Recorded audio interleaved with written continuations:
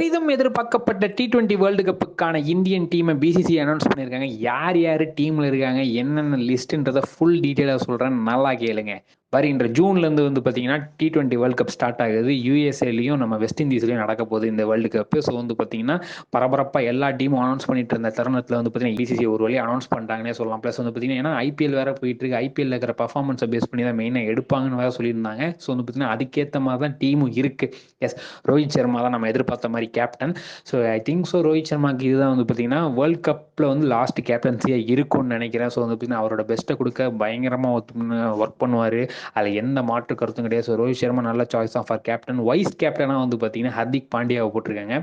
எங்க ஹர்திக் பாண்டியாவை போட்டு பொழந்துக்கிட்டு இருக்காங்க. நீங்கள் வைஸ் கேப்டனாக போட்டிருக்கீங்க. சரி, வெஸ்ட் இண்டீஸ் மண்ணில் யூஎஸ்ஏ மண்ணில் வந்து பார்த்தீங்கன்னா அது ஒர்க் ஆகுமோ நம்ம இவர் கேப்டன்சி பார்ப்போம், பொறுத்திருந்து பார்ப்போம் அப்படின்ற மாதிரி வந்து பார்த்தீங்கன்னா தான் அதை கடந்து போக வேண்டியதாக இருக்குது. அதை தொடர்ந்து வந்து பார்த்தீங்கன்னா ஓப்பனிங்க்கு நம்ம ஜெஸ்வால் இருக்காது, ரோஹித் சர்மா கூட. ஸோ வந்து பார்த்தீங்கன்னா அதுவும் நல்ல காம்போ தான், லெஃப்ட் ரைட் காம்போ நல்லா தான் இருக்கும். தொடர்ந்து ஆர்டருக்கு வந்து பார்த்தீங்கன்னா ஸ்கையும் நம்ம விராட் கோலியும் இருக்காங்க. விராட் கோலி இருக்கிற ஃபார்முக்கெல்லாம் கண்டிப்பாக இந்த வேர்ல்டு கப்பில் பொழந்து எடுக்க போறாருன்ற மட்டும் தெரியும். ஆனால் அதை தொடர்ந்து வந்து பார்த்தீங்கன்னா ஆல்ரவுண்ட் பர்ஃபார்மன்ஸ்க்கு ஆல்ரெடி சொன்ன மாதிரி ஹர்திக் பாண்டியா இருக்காரு. ப்ளஸ் வந்து ரவீந்திர ஜடேஜா நம்மால போட்டிருக்காங்க சிஎஸ்கே ஆல. அதை தொடர்ந்து சிவம் தூபே, பெரிதும் எதிர்பார்க்கப்பட்ட சிவம் தூபே நின்று ஆறுச்சாமி எல்லச்சாமி மாதிரி அடிச்சு பயங்கரமா வின் பண்ணி கொடுப்பாரு அந்த வேர்ல்டு கப்லன்றதை பார்ப்போம். ஸோ ஆல்ரவுண்டர் பொறுத்த வரைக்கும் ஓகே, எல்லாமே நல்ல காம்பினேஷனாக தான் இருக்கு. அதை தொடர்ந்து எனக்கு பர்சனலாக பிடிச்சது வந்து பார்த்தீங்கன்னா இந்த ஸ்பின் காம்போ தான். இந்த ஸ்பின் காம்போ தான் ரொம்ப நாளாக வரணும்னு எதிர்பார்த்துட்டு இருந்த காம்போ. கண்டிப்பாக வரும் அப்படின்ற மாதிரி சொல்லிட்டு இருந்தாங்க, வரவும் செஞ்சிருச்சு.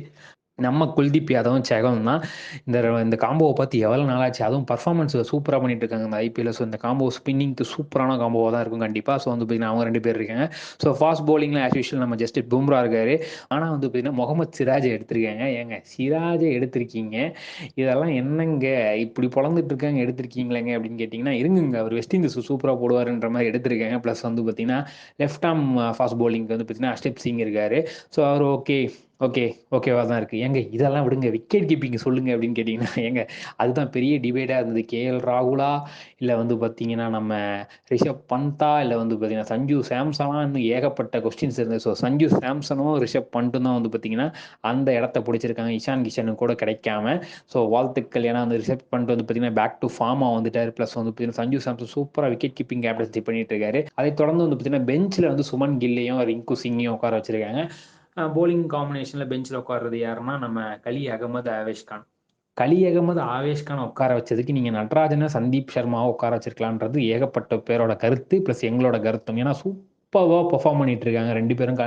ஆனால் என்ன பேட் லக்கா என்னன்னு தெரியல, அவங்கள செலக்டே பண்ண மாட்டேங்கிறாங்க.